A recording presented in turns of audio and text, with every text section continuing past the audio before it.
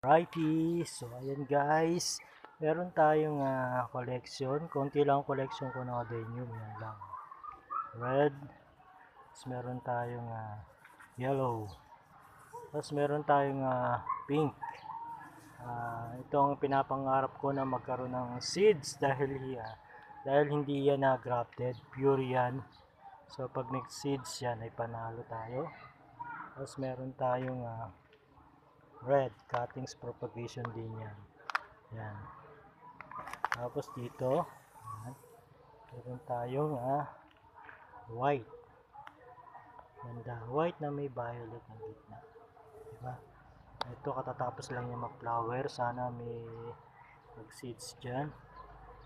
So laman guys ang ating vlog for today. So ayan pa. Ito yung local na adenium. So ito meron tayong red din yan. Yan. Tapos ayun yung mga marites. So ayun yung marites yun.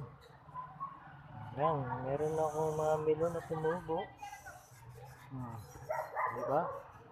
So laman guys ang ating vlog for today. So please like, comment, and share to my channel, Gardens Variety. Thanks for watching.